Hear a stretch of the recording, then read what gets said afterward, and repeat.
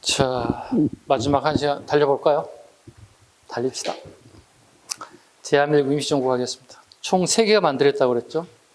연해주의 대한국민회의, 서울의 한성정부, 상하이의 하나, 그 3개 통합됐다. 그리고 대통령의 이승만, 국무총리 이동희. 별거 아닌데 이 팀이 잘 나온다. 대통령 이승만은 문제가 없죠. 근데 국무총리가 저 장난을 되게 많이 치더라는 거예요. 국무총리.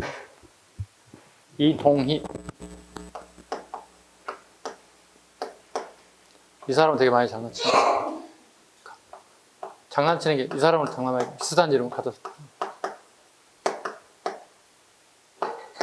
이 사람 아닙니다. 이동용 갖다가 붙이는 경우 되게 많습니다. 그래서 정확하게 잡으시기 바랍니다. 국무총리 이동희. 말장난에 넘어가지 않은 게 좋을 것 같습니다. 대한민국 민족 특징 최초의 공화정 정부대요. 되게 중요하죠. 최초의 공화정 정부다. 자주 얘기했잖아요. 공화정이란 뭐다? 왕을 인정하지 않는 제도다. 공화정이다. 특징갑니다. 상권 분립의 원칙에 따라서 우리 민주주의 가장 기본이 상권 분립이었죠. 입법, 사법, 행정이 분리돼야 되겠죠. 볼까요? 의정원, 입법, 국무원, 행정. 국무원은 국무위원 얘기, 장관들 얘기하는 거야. 법원, 사법이다. 입법, 사법이 설치됐다. 즉 상권 분립이 정확하게 보이고 있습니다. 그 다음에 활동 내용으로 바로 갑니다. 연통제, 연통제. 그 다음에 교통국 2개를 묶어볼까요? 네. 연통제와 교통국 이 2개는 공통적 분모가 뭘까요? 군자금 모집이 가장 핵심입니다. 여러 가지 기능이 있지만 최종 목표는 군자금입니다. 독립군을 끌고 나가는 데 필요한 막대한 자금을 필요하다는 거예요. 연통제.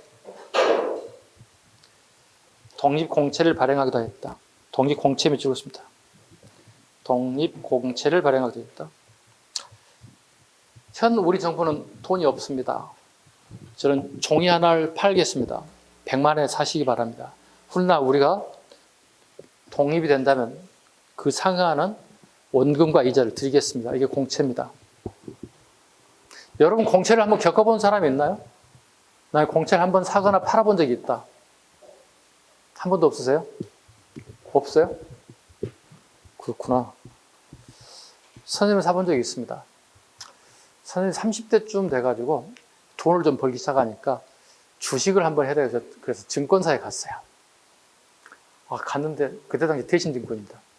갔더니 친구 녀석이 딱 카운터에 앉아있네. 동창 녀석이. 깜짝 놀라서 뭐야? 뭐 왜 왔어? 씨 걸린 거야. 잘못 걸린 거야. 내가 잘못 걸린 거지. 지불도 모르는 게 이제 딱 들어간 거지. 아니 한 200만 원 투자하려고 간 거야. 처음 실험 한번 해보려고. 처음에 한번 해보자. 남들 다 한다는 나도 한번 해보고 싶었지. 잠깐이 나와. 그리고 옆에 조그만 룸에 들어가서 왜 왔어? 아이씨, 이런 게 중요하면 오랜만에 만났으니 반갑다고 해야지. 뭐야 이게. 아니, 학교 다닐 때 만나고 학교 다니고 졸업하고 학교가 달라지잖아요. 졸업하고 중간에 만나긴 했지만 이제 군대 다녀오고 뭐 하다 보니 취업 과정 하다 보니 못 만났잖아요. 꽤 오래도 못 만났는데도 갑자기 시키 와서 따라와. 커피 한 잔 주면서 왜 왔어? 왜 왔겠니? 주식 사러 왔어? 하지 마. 왜? 아니 주식 증권사 있는 새끼 하지 말라고 그러는 거야. 지 회사에 돈 투자하겠다는데 왜 뭐 하지 말라고. 야 나도 못 벌어. 네가 이 전공 다 있는 새끼 네가 무슨 돈을 벌어? 새끼야. 대신에 공채 사. 공채가 뭔데? 처음 들어서 공채라는 걸 처음 들어본 거야. 공채라는 게 뭔데? 관공서라든가 국가기관이라면 시청에서 발행한 공채가 있어. 그게 시중에 돌아. 그러니까 무슨 우리가 설립 허가를 하려면 시청이랑 도청에 공채를 사야 되는 경우가 매입해야 되는 경우가 있어요. 그게 내가 가지고 10년 동안 있으면 받을 수 있어요. 근데 10년 동안 그 돈이 썩잖아요. 그래서 한 40% 전문용어로 깡해가지고 팔아. 100만 원이면 40% 깡, 한 60만 원에 팔 수 있다는 얘기야. 그게 가장 대표적인 우리는 자동차 공채야. 자동차 처음 등록할 때 시스파는 공채를 매입을 해야 돼, 우리가. 근데 그 자동차 등록 앞에 가면 어떻게 공채 매입하는 장소 상가들이 엄청나게 많아 있어. 그러면 공채 매입합니다 이렇게 써져 있어. 얼마입니다? 60%입니다. 깡 해주고 내가 현금 받아오는 거야. 그래서 등록할 때 내가 공채를 샀다는 것 같다가 5년, 10년 지나면 까마득히 잊어먹어. 새 차 살 때 다시 이제 공채를 또 사야 되는 거야. 시에서는 그 공채를 발행해서 시에 재정으로 쓰는 거야, 그걸. 그래서 공채를 처음 사봤어요. 여러분들도 불투명한 주식 투자하는 것보다 차라리 공채가 더 안전할 수 있어요. 저렴한 가게 샀다 10년 지나면 어떻게 다 찾아올 수 있으니까. 그래서 어떤 사람은 공채만 투자하는 사람들도 있긴 합니다. 자, 쓸데없는 얘기로 갔습니다. 한참 갔습니다. 다시 돌아오시기 바랍니다. 공채 얘기가 나오니까 이상한 얘기를 했습니다. 네. 자, 가겠습니다. 공채를 발행했다. 교통국 이륜양행 체크하시죠. 이륜양행. 그 아일랜드계 사람 루이스 쇼라는 사람이 있어요.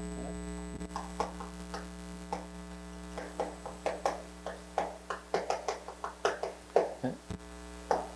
건물에 이렇게 1층, 2층이 있는데 한 층을 갖다 대여해 준 거예요, 이렇게.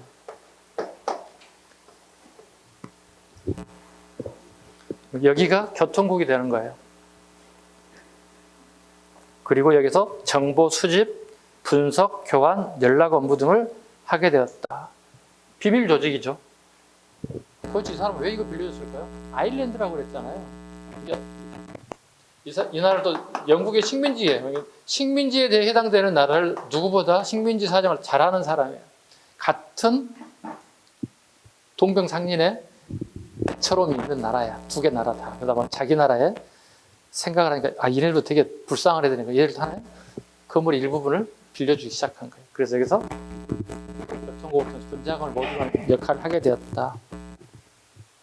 그 훗날 이분들 이명박 정부 때 조지 루이스 쇼 후손들이 와서 국가 유공자 혜택을 받고 훈장을 받기도 했어요. 그건 참 잘했다고 생각합니다. 우리나라가 어려울 때 우리를 도와줬던 사람도 있지 않고 그 후손들에게나마 그나마 보훈 인사 고맙습니다 이렇게 후손들에게 얘기 주는 게 얼마나 좋겠어요. 또 받아들인 입장도 되게 자기 할아버지 또는 아버지에 대한 고마움을 잊지 않겠죠. 우리 할아버지가 우리 아버지에게 되게 큰 일을 하셨네. 되게 중요한 거죠. 독립공채 발행, 아까 설명드렸고 독립신문 발간, 창간지는 처음에 한자로 독립이라고 발표했고 22호부터는 한글로 독립신문으로 바뀌어졌습니다. 됐습니까? 이때 신채호 선생이 주관하고 그 밑에 춘원 이강수가 여기 와서 처음 일을 하게 돼요.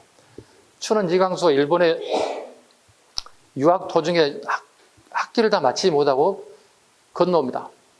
건너와서 일부분을 여기에 참여하게 됩니다. 그리고 20년대 이후에 다시 이강수는 변절을 하게 됩니다. 변절하게 됩니다. 독립사료편찬소, 조선사 편수에 대항하여, 조선사 편수에 쓴 책이 뭐였죠, 아까? 그렇죠. 조선사를 대항해서, 조선사를 쓴 대항해서 새롭게 이강수, 안창호 등이 임시 사료 편찬서를 만들고 한일 관계 사료집을 만들었다. 밑으로 있습니다. 한일 관계 사료집을 만들었다. 조선사에 대항하는 거죠. 조선사 편수에 대항해서 만든 게 한일 관계 사료집을 편찬하게 되었다. 그리고 박은식은 한국 독립운동 지열사를 편찬하기도 했다. 독립운동가들이 피 흘려가면서 흘려가는 역사들을 기록하기도 했다. 그 다음에 김규식을 전권대사로 임명했다. 파리 강야지에 파견되기도 했다. 김규식을 전권대사로. 별표 한 3개 합니다. 자주 나왔던 것들입니다. 그 다음에 외국에도 구미이원부를 설치했다. 파리에 설치되었던 주 파리이원부와 필라델피아에 설치됐던 대한민국 통신부를 통합 구미이원부를 워싱턴에 주기도 하였습니다.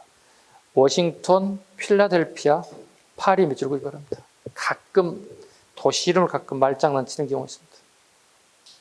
군무부 설치, 만주 독립군 단체들과 연결 육군 주만 참의부 밑줄을 씁니다. 육군 주만 참의부.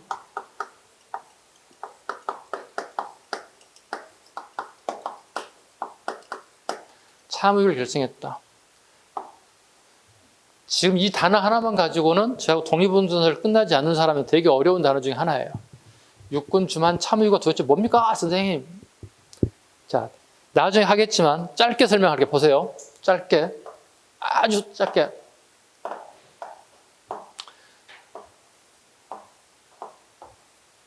자, 보세요.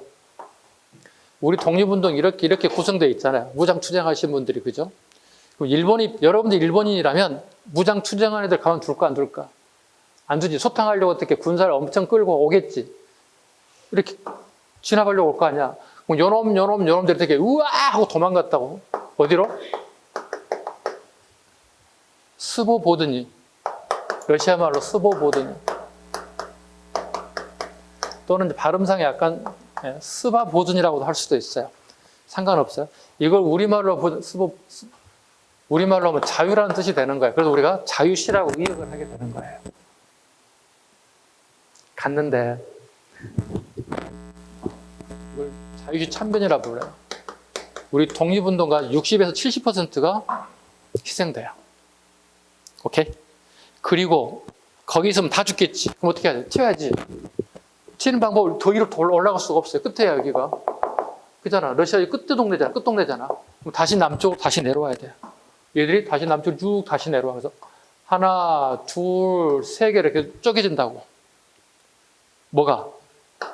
여기 같은 독립군단이 있어요. 대한독립군단이. 갈 때 합쳐진 게 대한독립군단이야. 여러 개의 독립운동 단체가 하나로 통일돼야만이 어떻게? 군대는 핵심 뭐야? 명령 지휘 정확하게 써야 돼. 최고 대장이 누구, 그 다음에 누군 짱. 이렇게 랭킹 짝짝짝 정해진단 말이야. 마지막 병사까지. 요 대한독립군단이 여기서 완전 속된 말로 계피를 보는 거야. 그리고 다시 남쪽으로 내려와. 이때 만들어져. 여기서 어떻게? 해처모여야 돼. 내가 모시는 상관이 누군지, 내 사상이 빨갱이 사상인지 민족주의 사상인지에 따라 좀 더 뿔뿔이 흩어져야 된다냐. 다시 해처모여야 돼.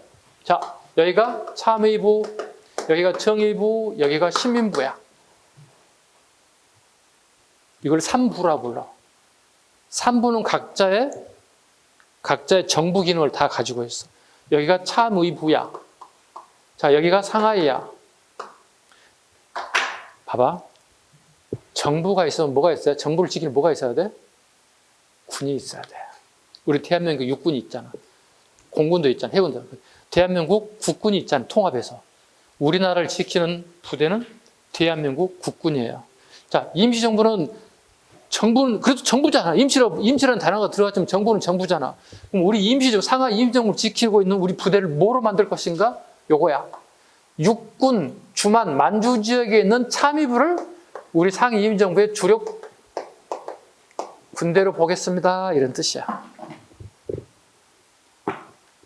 처음 한 사람 어렵지? 어이씨, 어렵다. 처음에는 할 말인데 갈수록 어려워진다. 내가 늪에 빠지는 것 같다. 늪 아니야. 좀만 하게 되면 다 이해 와. 이해 안 되시는 분들은 개별적으로 와. 옆 선생님 방에 있으니까 와. 선생님 육군 주만 참여 이해 못 하겠어요. 도대체 무슨 말입니까? 설명 다시 해줄 테니까 연필 가지고 와. A4 하나씩 가지고 와. 가끔 책만 가져오는 분들 A4도 하나 같이 가져오세요. 연필도 같이 가져오세요. 선생님 A4 없어요. 연필도 없어요. 같이 가져오세요. 그리고 머리도 같이 가져오세요. 머리 안 가져오시면 들고 계십니다. 예, 이것도 같이 가져오세요. 이해가셨어요? 무슨 말인지? 육군 주만 참의부. 다시 교재를 갑니다. 자금 조달. 여러분 읽어주시기 바랍니다. 군사활동. 여러분 읽어주세요. 읽으라는 얘기는 그렇게 많이 신경을 쓰지 않아도 되겠다는 뜻이 되겠습니다. 195쪽. 그 지도 한번 같이 봐주시죠. 상하이 임시정부 처음 만들어졌죠. 그죠? 그 일본에도 계속 압박이 오죠. 그리고 우리 정부가 피해가기 시작하죠. 항저우, 전장, 창사, 강저우, 루저우, 쭉 충칭까지 가죠. 시험은 뭐가 나온다고요? 상하이하고 충칭만 나온다고요. 중간중간에 6개 있죠. 둘, 넷, 6개. 총 8군데 도시에서 임시정부가 만들어진 6개는 공부 안 하셔도 돼요. 2개만 하시면 돼. 상하이하고 충칭만 하시면 돼요. 자, 국민 대표에 갑니다. 우리나라 대통령 누구죠? 이승만. 국무총리 이동이죠. 자, 국민대표회의가 이루어집니다.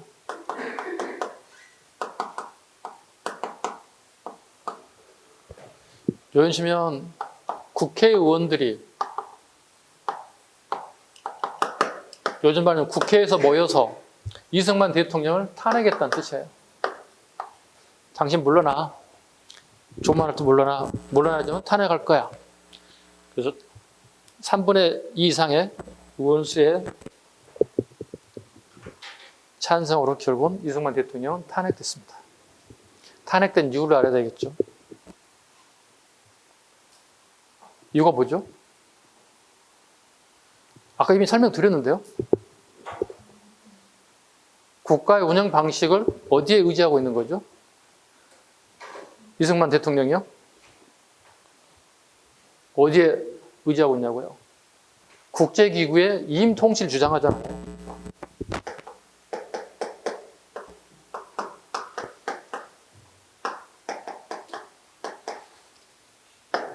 이승만 대통령의 생각이, 자, 우리 봐봐.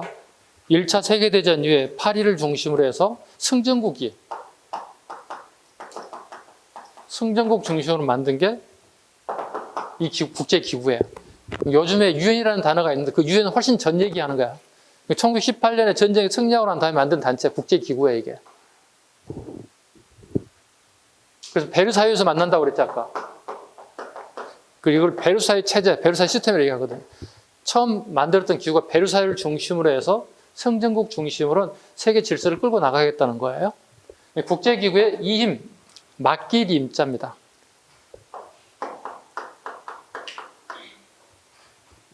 우리는 능력이 부족한 이 기구에다 우리 정부를, 임시정부를 맡겨서 통치하자 이렇게 주장했다는 거예요. 그랬더니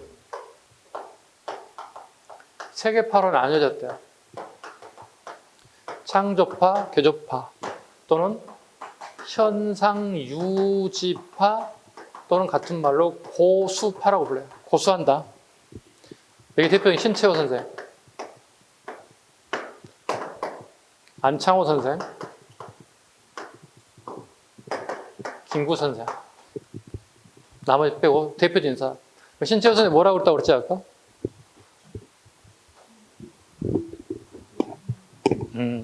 한 사람 얘기하고 있어요.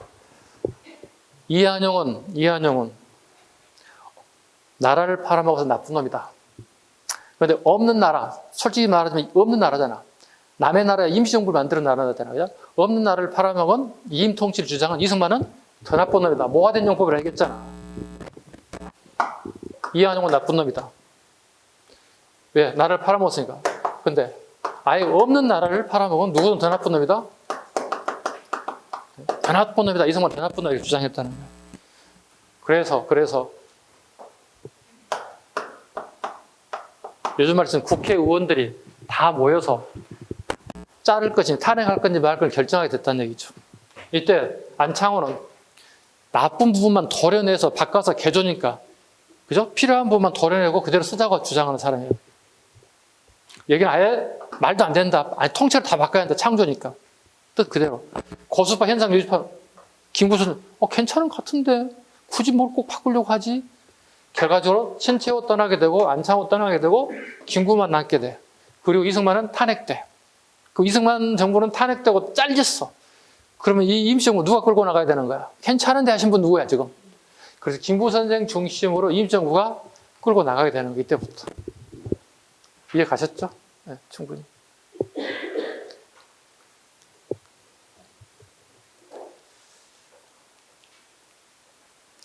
그래서 임 통치에 대한 얘기 196쪽 갈까요?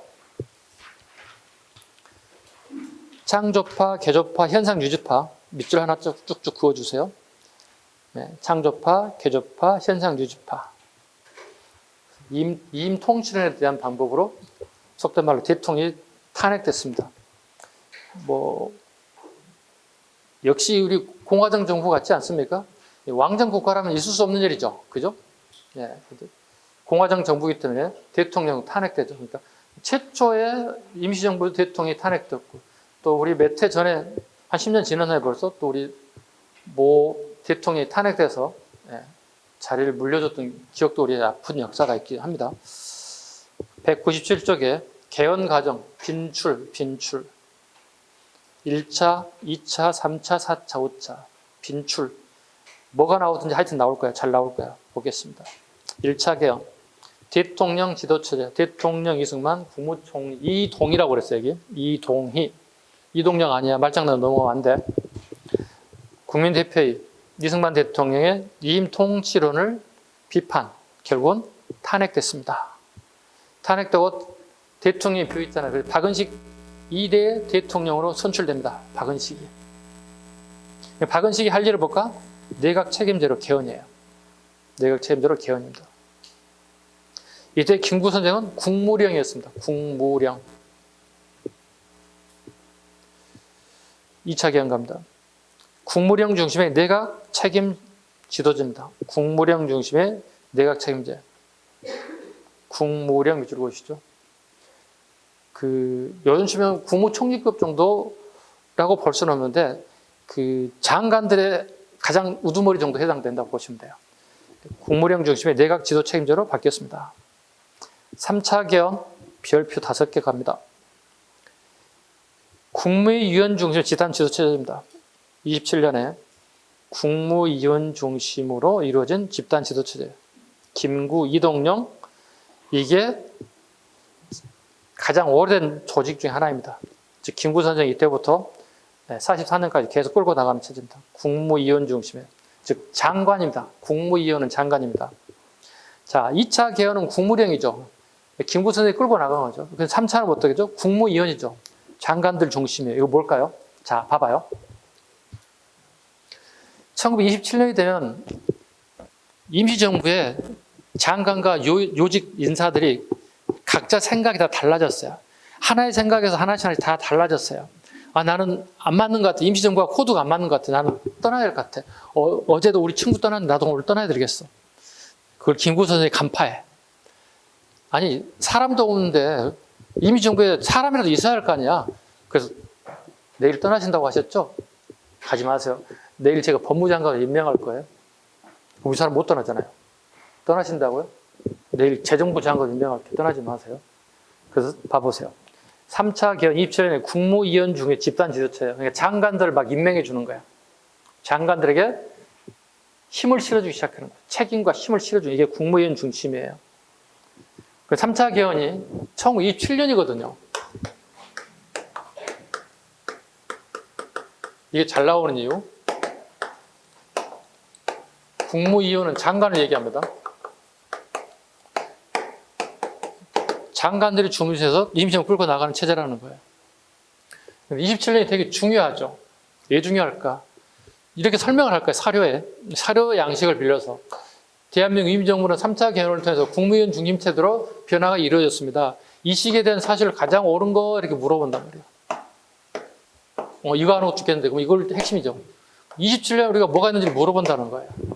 우리 잠깐 이 앞전 시간 한번 설명했어요. 27년 가장 큰 사건이 터지죠. 오케이, 신간입니다.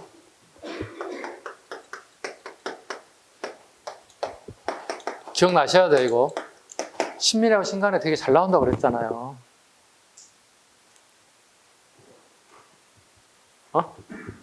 신민회, 신간회. 기억나요? 이게 1907년, 1911년까지. 1927년부터 31년까지. 이거 봐봐. 신간회는 좌우연합이 만들어진 조직이란 말이에요. 그러니까 사회주의 계열과 민족주의 계열의 힘을 합쳤다는 얘기야. 독립운동에 있어서 자가 따로 있고 우가 따로 있지 않다. 해방 독립을 쟁취할 때까지는 합치자는 거야. 이 신간회가 처음 좌우 합작이 만들어진 거야. 이게 선택지 답으로 나와야 돼요. 4차 개헌 40년. 김구 선생의 지도체제. 주석제라고 합니다. 주석제. 주석이 밑줄 볼까요? 주석제. 주석이 뭔지 모르는 사람도 있어요. 주석이란 한 사람이 입법, 사법, 행정권을 다 가져가는 걸 주석이라고 불러. 모르는 사람 적으셔야 돼요. 주석제란 한 사람이 입법, 사법, 행정 모든 권한을 다 가져가. 좋게 표현하면 강력한 리더십, 나쁘게 표현하면 독재. 그래서 우리 임시정부 때 김구 주석, 북한에 갔더니 누가 있어? 김일전 주석이 있어. 그렇지. 김일성이 1970년 7.4 남북 공동성명을 기점으로 주석에 오르게 돼. 쉽게 해서 북한의 왕이 돼버린 거야. 주석이라는 단어는. 특히 공산주의 국가에서 주석은 어떻게 내가 독재를 하겠다고 그냥 표면적으로 그냥 노출시켜놓는 거야. 그렇지 않겠어요? 아니 민주주의 국가에서 입법사회행정이 3권이 분리된 게 가장 기본인데 입법사회행정의 모든 권을 다 가져간다는 얘기는 독재지 뭐. 자, 자식합니다. 김구 선생의 처음으로 주석 지도체제가 되었다. 좋게 표현하면 뭐라고요? 강력한 리더십. 나쁘게 표현하면 독재. 근데 사차기는 40년이잖아요. 어디예요 이거? 충칭이에요. 저거는 충칭 정부예요. 상하이에서 출발해서 6개 건너서 마지막에 온 것이 마지막에 충칭 정부가 되는 거예요. 40년에 어디로 왔다? 충칭으로 왔다. 충칭이 보면 앞에 지도를 살짝 열어보면 아 충칭이 중국에서 내륙 깊이 들어온 거야. 네, 깊이 들어왔다. 5차 갑니다. 주석, 부주석, 김구주석, 부주석, 김규식 체제로 바뀌게 되었다. 대한민국 임시헌장 기출 사료입니다. 자, 대한민국 민주공화제로 한대요. 대한민국 임시정부는 임시의정원의 결의에 따라 이를 통치하는 의정원 밑줄고요. 의정원 원래 국회와 같은 기능이에요. 여의도에 있는 국회와 같은 기능. 3조 대한민국 인민은 남녀, 기천 및 빈부의 계급이 없고 일제 평등하다. 4조 대한민국 인민은 종교, 언론, 저작, 출판, 결사, 집회, 통신, 주수회전, 신체 소유의 자유를 향한다. 8조 대한민국 구황실 우대한다. 8조가 좀 이상하지 않아요? 아니, 대한민국 임시정부의 체제는 공화정을 하는데 구황실 우대한대요. 도대체 이게 무슨 의미를 가지고 있을까요? 이해 잘 안 가잖아요. 항실이면 망했잖아요. 끝났잖아요. 그래서 새로운 민주적인 국가 형태를 취하고 있는 새로운 임시정부 만들었잖아요. 이게 있어요. 우리가 서울이 아닌, 정부가 서울에 보통 있었잖아요. 근데 서울이 아닌 다른 나라에 가 있잖아요. 다른 나라에 있다 보니까 구신점이 없는 거야. 그러니까 구신점, 어느 하나를 통해서 구신점 이렇게 중심 뭉쳐야 되는데 없어요. 그래서 황실에 누가 상하이에 와 있대요. 충칭에 와 있대요. 그럼 그 사람을 중심으로 뭉치게 돼. 구신점을 만들 필요가 있다.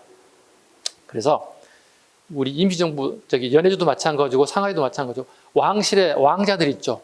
왕자들 어떻게든 수단 방법을 가지고 기차로 비밀스럽게 모셔가서 거기서 통치하는 방식 택하려 부단히 노력을 했어요. 근데 다 실패했어요. 일본 애들 그걸 놔두잖아요. 다 발견돼서 다 조치되고 말았어요. 그게 계속 반복적으로 해요. 왜? 구신점이었기 때문에. 왜냐면 많은 사람들은 김구가 누군데, 이승만이 누군데 몰라요. 그때 고종임금의 아들이래, 왕자래. 첫 번째 왕자래, 두 번째 왕자래. 그 사람이 우리 상하이에 와 있대. 그 사람 중심으로 모일 수 있는 구신점을 만들 수 있는 변화의 기점이었다는 거예요. 그래서 독립운동가들이 공화정을 추구하면서도 일종의 역이용할 수 있는 방법이 황실 사람들이었다는 거예요. 그래서 그 황실을 이렇게 우대했대요. 생명형, 신체형 공창제를 완전히 폐지했다. 생명형, 신체형은 알겠죠? 뭐 함부로 사람 죽이지 말라는 공창제는 뭐냐면 매춘이에요. 그 당시 매춘이 되게 성행했어요. 공창제를 완전히 없애자. 아니, 공화정을 하는 나라에서 매춘을 합법화시키면 안 되잖아요. 그죠? 없앴다. 이 정도까지 하겠습니다. 넘깁니다. 198.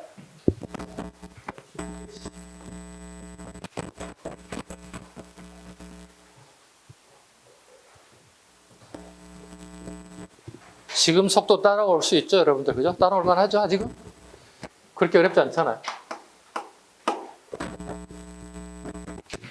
오늘 되게 많이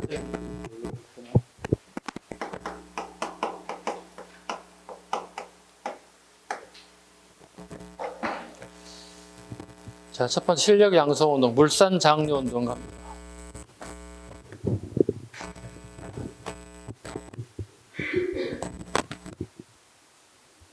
자, 얼마 안 남았다. 물산 장려 운동가 있습니다. 배경, 사회 진화론, 이건 안 하셔도 되고요. 회사랑 폐지 후에 한국인들의 중소기업 설립 증가. 전개 20년대 평양의 조만식 선생을 중심으로 조만식 안에 비추고 있습니다. 내살림 내곳으로 비추고 있습니다. 근금 전략, 금연운동에 비추고 있습니다.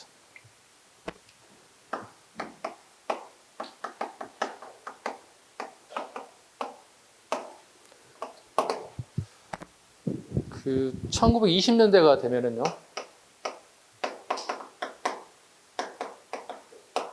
일본 애들이 우리 조선에 물건을 수출할 때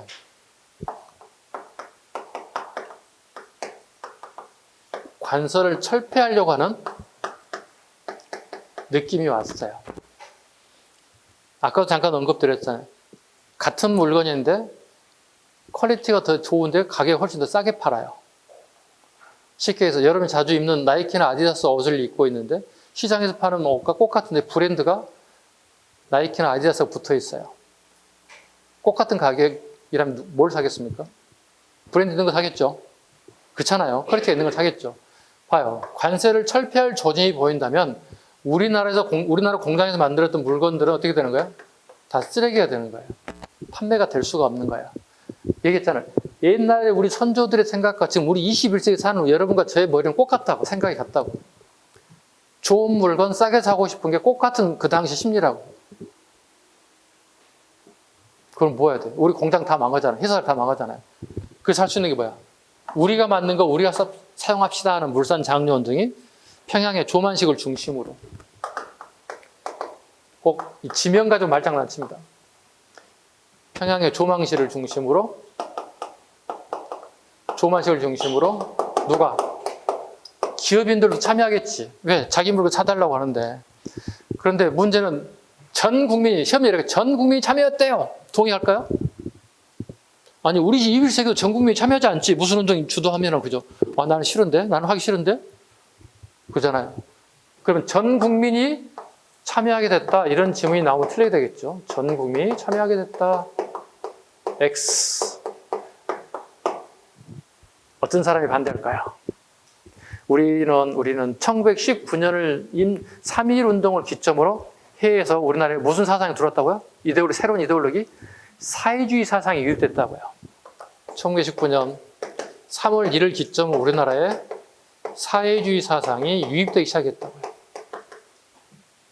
이네들의 경제관념이 뭐죠? 공산주의. 공동생산, 공동부에 똑같이 잘 먹고 잘 살자고 하는 주장이 이론상으로는 기가 막힌 이론인 거야.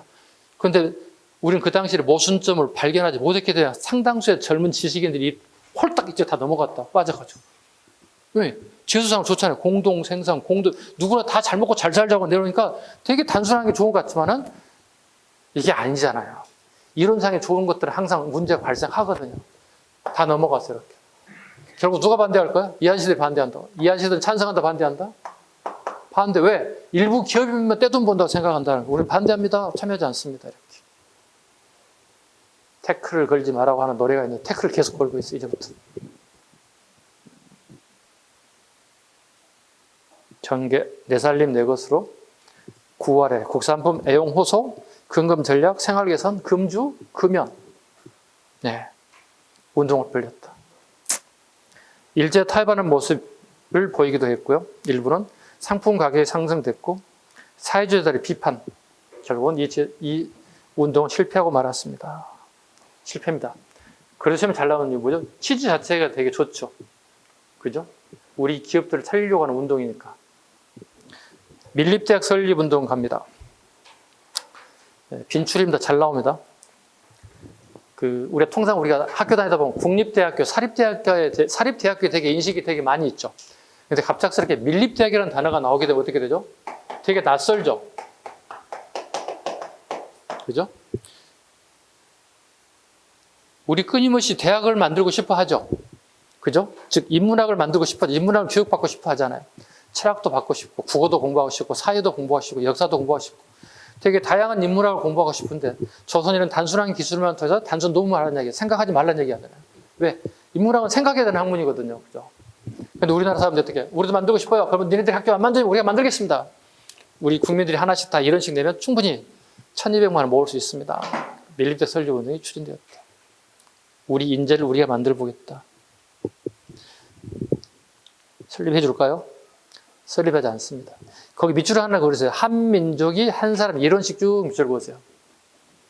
이런 식 쭉 모으세요. 그럼 한 1200만 원 정도 모아진다는 거예요. 우리가 낸 세금으로 우리가 대학 만들겠대요. 자, 그러면 총독부에서는 오케이 찬성할까요? 거부하죠. 밀립대학 거부합니다. 대신에 이 불만을 약간 잠재워야 할 필요가 있다. 총독부 입장에서는. 그래서 만든 대학이 있다. 뭔가요? 경성대학이요. 아까 어디에 만들었다고 그랬어요, 이거? 낙타산에 있는 데 만들었다. 오늘날 무슨 대학교의 전신이라고요? 예. 서울대학교의 전신. 경성대학이.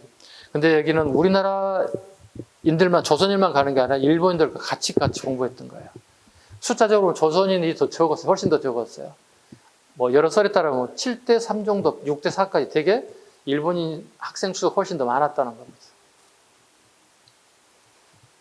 농촌 계몽운동 가겠습니다. 계몽이라는 단어는 다 이해 갔을 거예요. 그죠? 네.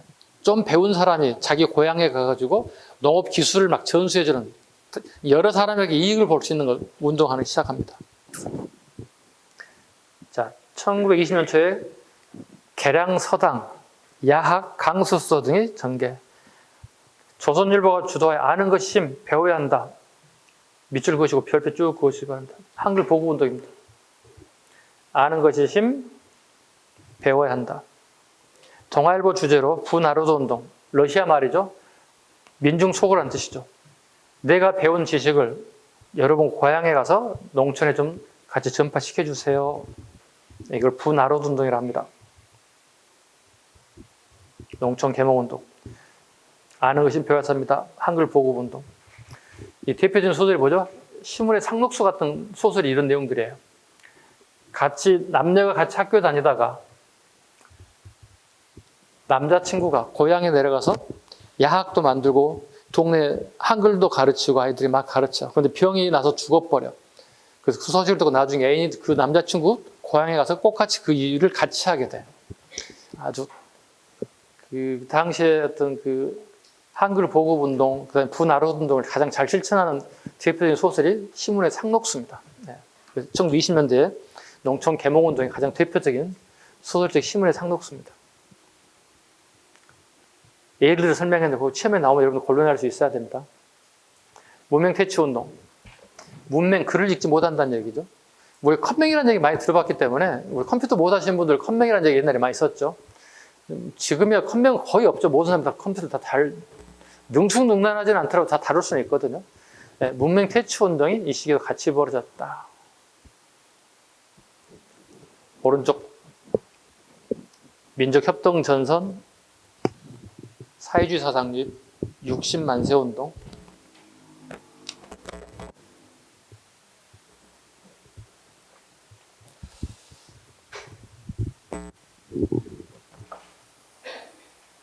우리 크게 선후관계를 한번 쭉 우리가 한번 봐보자고요.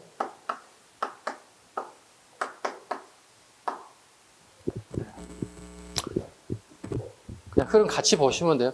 판사 안 하셔도 됩니다. 굳이. 그냥 머리에 집어넣으셔도 돼요. 1919년에 기본적으로 우리가 3.1운동이 쭉 전개됐습니다. 다 기억할 수 있죠? 전 국민이 참여했고 비폭력 운동을 했어요. 그러나 강력한 총불이 앞에 우리가 쓰러지고 말았죠. 어떤 분이 돌아가신 건가요? 우리는 장례식이라고 하는데 일반인들은 장례식이라고 이용하고요. 왕이 죽었을 때 이걸 인산일이라 불러요. 궁중에 쓰는 용어와 우리 일반인 쓰는 용어가 조금 달라요. 그래서 장례식 같은 말입니다. 1919년 인산일 3월 1일 기점으로 해서 서울에 많은 군중이 모이자 3.1운동이 펼쳐졌다. 1919년.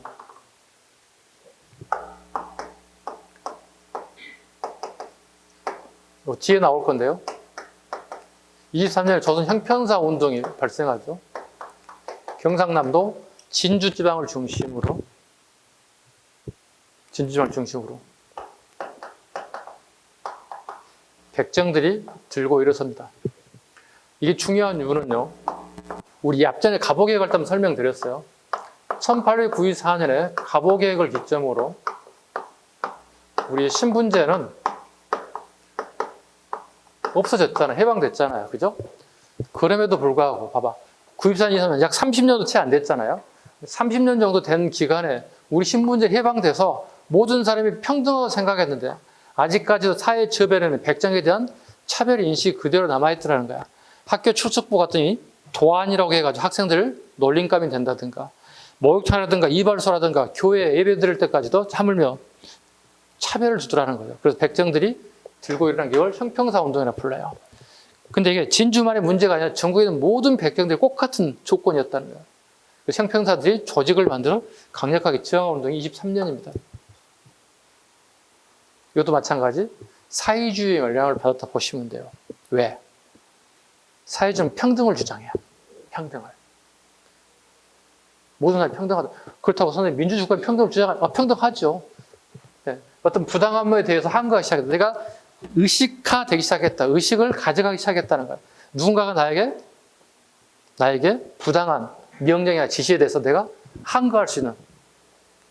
우리는 다 그걸 가지고 있죠. 우리가 그렇게 교육을 받았으니까. 누군가가 나에게 부당한 명령시 폭행을 가면 어떻게 항거하잖아요. 그거 아니잖아요. 이렇게 얘기할 수 있잖아요. 자기 힘이 부족하면 어떻게 부모님에게 힘을 빌린다든가 공권력을 빌린다든가 해서 나의 방어권을 가져야 되는 게 당연한 거 아닌가요? 그죠? 그렇게 우리 교육을 다 봐도 그렇게 또 하고 있어요. 우리가. 이 사람들이 처음 이걸 느끼기 시작했다는 백정들. 중요하죠. 1926년 60만세 운동이 벌어집니다. 아까 이건 고종이라고 그랬잖아요. 여기는 그래서 순종의 인산일이 순종을 인산일 기념으로 나타나기 시작했어요. 재미있는 것은 여기에 사회주의자들이 중심이 되기 시작했어요. 그리고 여기에 이제 민족주의자들이 참여하게 되면서 운동이 커지게 됐죠. 순종 인산.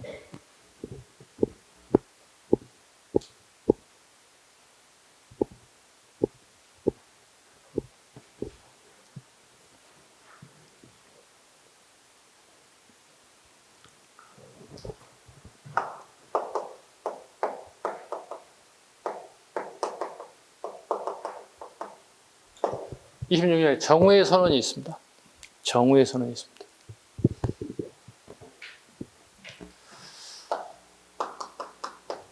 일본에서 공부하고 온 사회주의자들이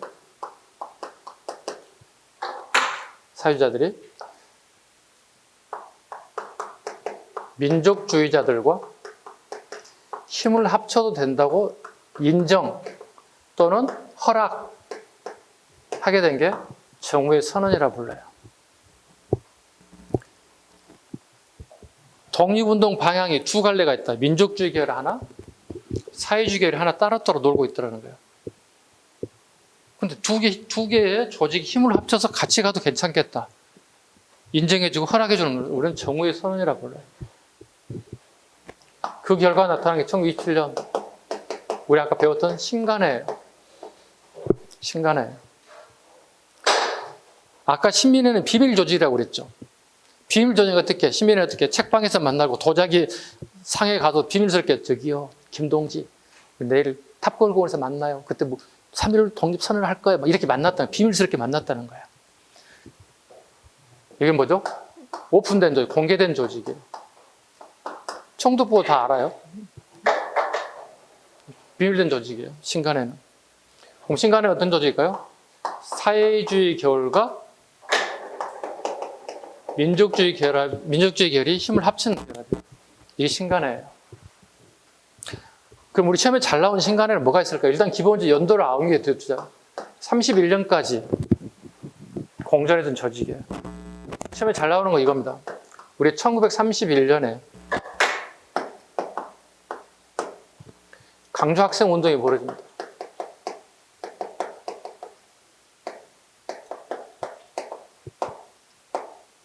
31년에 강주 학생 운동이 발생하자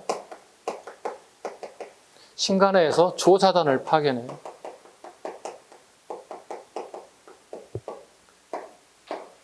강주학생 운동을 주도하였다. 이런 지문은 틀린 지문, 함정을 되게 많이 파는 지문들을 만들어요. 조사단을 파견해서 부당함을 항거하고, 그 다음에 신간에는 전국 조직이거든요. 조사단을 파견하고 그 내용을 전국에 이 소식을 전파하게 되었다.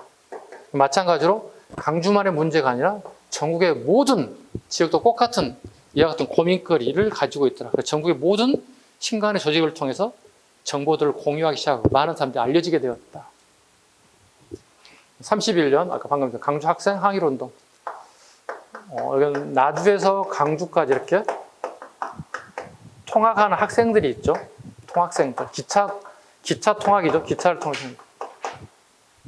여기. 여학생. 일본인 학생, 여학생 일종의 요즘 말로 치면 성추행. 아니면 폭력적인 성적 언어들. 이런 걸 통해서 약간 성희롱적인 부분들. 네. 그래서 자기 사촌 형제가 그걸 보고 자기 누이에 대해서 희롱한 걸 보고 사촌 동생이라면 가만히 있겠어요, 여러분들이? 고등학생쯤 되면 나이가 17, 18세 정도 되잖아요, 그죠? 누군가 우리 누나에 대해서 성적 희롱을 하는 가만히 있지 않겠죠? 기본적으로 이 새끼 뭐야 너 이렇게 하겠죠. 너 어디 감히 시대가 어르신데 이렇게 되겠죠. 그래서 한 방 붙었어. 알게 된 사실. 학생들이 그 다음날 학교에 등교를 하지 않았어. 연휴를 봤더니 이런 상황이 터져나왔어. 근데 일본인 학생 다 등교했고 조선인 학생만 전부 다 경찰서에 구속돼 있어. 그래서 학생들이 전체가 경찰서 가가지고 애쳤지. 조선인 학생 석방시켜달라. 똑같은 조건에 서로 쌍방 폭력, 폭행 둘 다 피의자가 돼야지 우리 학생들은 일방적인 피의자가 돼서는 안 되겠다고 주장하게 된 거죠. 이게 주장이었어요. 이렇게. 결국은 박준채라고 하는 학생이 주동했던 그 학생이 구속되고 재판까지 가게 됐어요. 그 박준채 학생이 멋진 말을 하죠. 재판장이 이렇게 얘기합니다. 일본인 재판관이에요. 이렇게 얘기합니다. 마지막 변론. 나는 조선 사람이요. 재판장이 일본 사람이다. 당신이 조선말을 알아먹든 알아먹지 못하든 나는 조선말로 하겠어. 딱 일가를 하죠. 멋지지 않습니까? 아니 요즘 고등학생이잖아요. 17, 18 고등학생 이렇게 멋진 말을 할 수 있어요? 여러분 재판장 가면 어떻게 이런 얘기를 할 수 있어야 되겠죠. 내가 떳떳하다면 그죠? 네, 근데 우리 21세기 재판장 가는 일은 어떻게 해야 돼, 그죠? 지금 독립운동하는 시대가 아니잖아요, 우리는 지금 현재, 그죠? 재판장 갔다는 얘기는 무슨 사건이 터졌다는 얘기가 되는 거잖아요. 네, 저나 여러분 거기까지는 안 가는 게 낫겠죠. 네. 전체적인 흐름을 쭉 한번 쭉 보시라는 얘기입니다. 네. 왜냐하면 선후 관계를 전체 흐름을 내가 이해할 수 있다면 어떻게 이렇게 가는구나 정도는 우리가 알 수 있어야 된다. 60만 세 운동 가봅니다.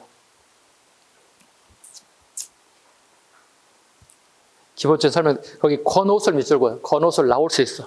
왜냐면 작년에 권오설이 출제가 됐단 말이야. 사회주의 계열의 권오설이 이걸 기획했어요. 60만 세 운동을 기획했어요. 권오설이라는 말 색깔 좀 칠해주세요. 예상 문제, 나올 수 있는 예상 문제, 권오설. 이거 살짝 적을까요? 권오설이 주도했다.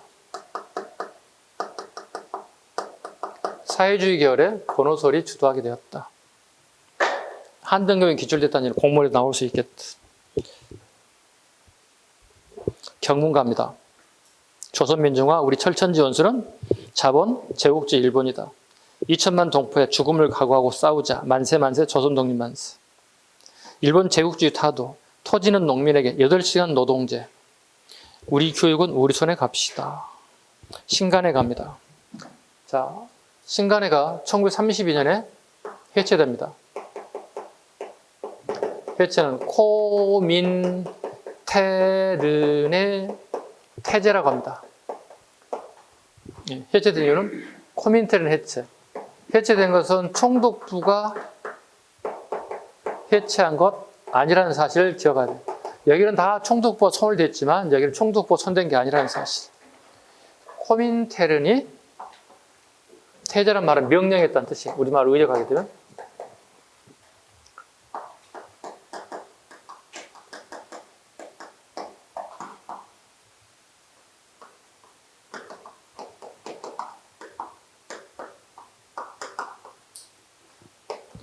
커뮤니티 인터내셔널. 우리말 의역하면 국제공산당이라는 뜻이에요. 러시아에서 만든 국제공산당에서 우리나라의 신간회를 살펴봤더니 순수하게 사회주의가 아니라는 거야. 왜? 합쳐졌잖아요. 민족주의 계열과 사회주의가 합쳐졌잖아요. 그죠? 그래서 쟤들이 명령했다고. 그래서 신간회의 명령에 따라서, 즉, 코민테른의 명령에 따라 신간회는 해체됐다. 코민테른의 태제. 근데 말장난 칠 거야. 신간회는 총독부의 해체 명령을 해체했다. 이 지문 틀린 점이 돼요. 됐어요? 예. 코민테른의 명령으로 해체됐다. 총독부 손댄 거 아니라는 사실 기억 잘 하시기 바랍니다. 오늘 중요한 거 신민회와 신간회 막 동시에 같이 나왔죠. 신민회와 신간회를 꼭 구분하셔야 돼요. 어느 한 해는 신민회 단독 문제 하나, 신간회 단독 문제 두 문제가 한 해에 같이 나왔어요. 그만큼 수험생들에게 신민회와 신간회 헷갈리기 딱 좋아요. 신민회와 신간회. 신민회는 비밀 결사 조직. 비밀스럽게 책방에서 만나고 도자기 살면서 김동지 오랜만이요. 예사는 당신 집 뒤뜰에 어디서 묻어놨수? 뭐 이런 식의 비밀스러운 만남을 추구한 반면에 신간회는 오픈된 조직이야. 오픈된 조직이라. 구분, 시대도 다르고 내용도 다르고 여기는 사회주의 사상이 꼭 들어갔고 강주학생 운동의 조사들, 진상 조사들을 파견하기도 하였고 알면 되게 쉬워. 그냥 1초면 뭐 답이 보여. 어우, 답이 보여. 근데 공부 안 하는 사람 어떻게? 선생님, 신민회 신간회 구분이 안 돼요. 다음 주에 분명히 이렇게 얘기하는 사람이 있다. 이렇게 강조하는데도. 그래서 이거 잘 메모 좀 해주시고 복습 좀 하시기 바랍니다. 신간회 패스. 다음 페이지. 거기 정우회 있고요. 그 다음에 조선 민흥회를 제가 일부러 안 적었어요. 정우회. 조선 민흥회 살짝 적어볼까요? 이렇게. 26년에 정우회가 좀 빠르죠. 조선 민흥회 결성. 물산 장려 계열의 민족주의 계열하고 사회주의 계열들도 힘을 합쳤어요. 그러니까 독립운동하는 데 있어서 민족주의 계열 따로 사회주의 계열 따로 하고 있죠. 그래서 합친 게 조선 민흥회라는 조직입니다. 그게 다음에 정우회 선언이 나와야 되겠죠. 그 다음에 그 신간의 그 마지막 강령 한번 봐주세요. 신간의 강령. 우리는 정치적, 경제적 각성을 촉진한다. 우리는 단계를 공고해야 한다. 3번의 별표를 5개 하세요. 우리는 기회주의를 일체 배격한다. 별표 5개. 신간의 강령 마지막 거 되게 잘 나와. 우리는 기회주의를 일체 배격한다. 신간의 강령 중에 하나입니다. 여기 봐. 신간의 이렇게 오자.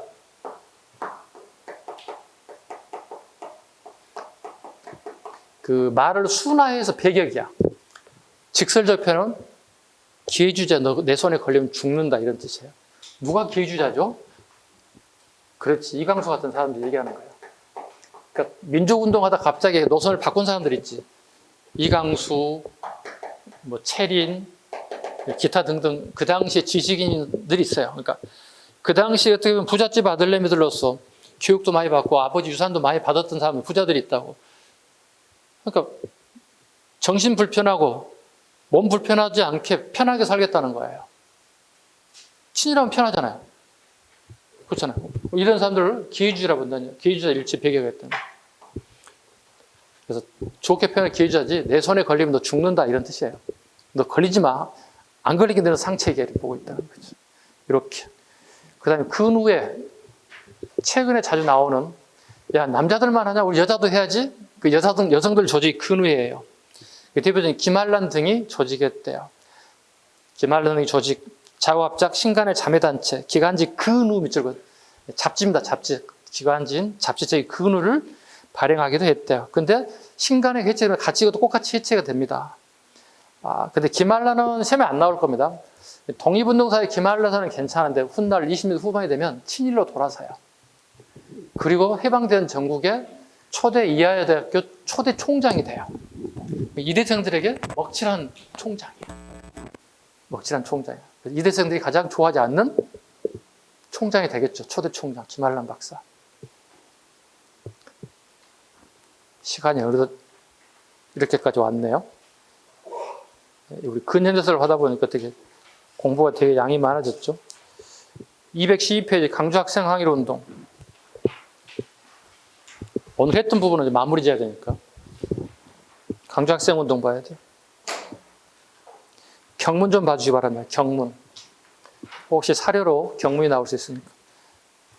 내용은 다 설명드렸어요. 학생 대의 중이요. 골기하라. 검거된 학생 우리 손으로 탈환하자. 언론 결사 집회 출판의 자유를 획득하라. 식민지 교육자들을 철폐하라. 용감한 학생 대의 중이요. 최후까지 우리의 슬로건을 지지하라. 그리고 골기하라. 전사 힘차게 싸워라. 어린이 운동 봅니다. 한 3, 4년 전에 한번 기출이 됐습니다. 우리 어린이날 모르는 사람 아무도 없죠. 우리가 누구나 다 어린이날을 거쳤던 사람들이니까요. 기성세대든 이제 올라온 20대 젊은 친구들이 간에 우리는 어린이날을 며칠로 잡고 있나요? 5월 5일이죠. 5월은 처음부터 5월 5일이 아니었습니다. 그래서 5월 5일 어린이날 정했습니다. 아동복지법에 따라서 원래는 앞에 5월 1일입니다. 5월 1일 어린이날로 정했는데 23년 어린이 잡지가 발간되고 61년은 아동복지법에 따라서 5월 5일 날로 어린이날을 정했대요. 이게 기출이에요.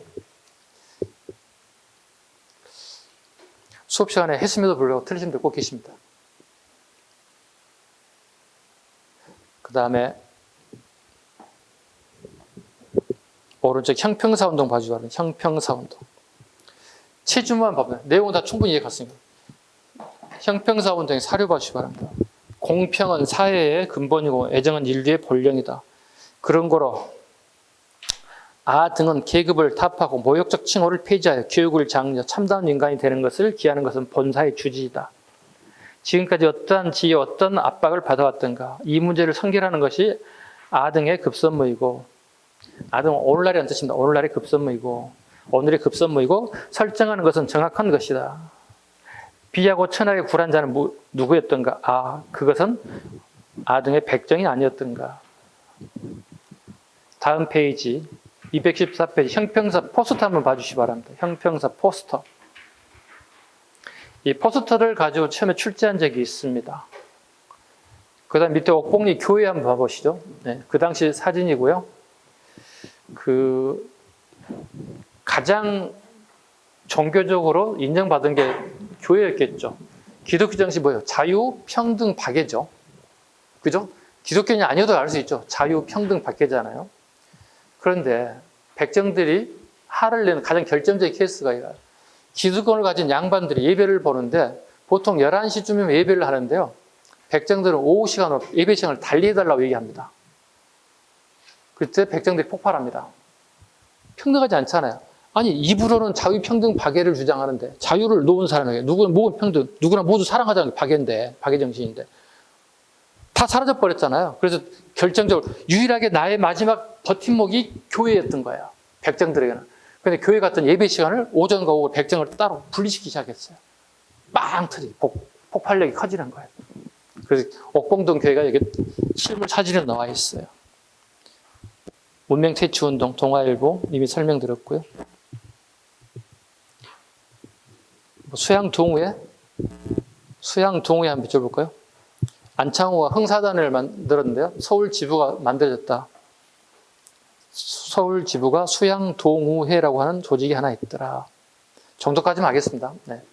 깊은 내용은 안 하셔도 될 것 같습니다. 오른쪽에 부나로드 운동. 아까 이미 설명드렸죠? 민중 속으로 가라는 얘기죠. 본인이 배웠던 내용을 당신만 가질 게 아니라 니네 고향에 가서 여러 사람들에게 네가 알고 있는 지식과 기술을 전수했으면 좋겠다. 송기정 일장기 말소 사건, 연도 외우자 36년. 베를린 올림픽에 일장기를 달고 올림픽 금메달을 따고 세계 신기록을 세웠다. 그래서 월계관을 썼지만 일장기를 달고 있는 모습 되게 웃지 않죠. 되게 슬퍼하는 모습이죠. 이걸 조선중앙일보, 동아일보에서 이틀 지나고 난 다음에 일장기를 지워버려서 일장기를 지우고 송기정이 베를린 올림픽 금메달을 땄다. 이 소식을 나중에 알고 난 다음에 그 신문사에 전부 다 폐간되는 일제 만행들. 이렇게까지. 여기까지 오늘 수업을 하고요. 다음 시간에 이 책 이제 마무리를 다 하겠습니다. 수고하셨고요. 진도가 좀 빠른 속도로 나갔습니다. 할 양이 되게 많아서요. 네, 빨리빨리 따라오시고 치해야 되고 복습 좀 하시고요. 그죠? 다음 시간에 또 뵙도록 하겠습니다. 수고하셨습니다. 선생님, 강주 학생 학년인데 31년이에요? 강주 학생 학년인데 31년이에요? 29년이죠. 29년이에요. 네가 아무 얘기 안 했어? 지금 봐봐. 지금 하는 거야? 수업을 하다 보면 이렇게 가끔씩 연도를 머릿속에는 분명히 이거야. 근데 쓰다 보면 31로 정름수가 있으니까 선생님 미스테이크 인정. 머릿속은 29년, 손은 31년. 옛말이니까. 수정 좀 해주시기 바랍니다. 자, 수업 여기까지 마치겠습니다. 다음 주에 뵐게요. 고맙습니다.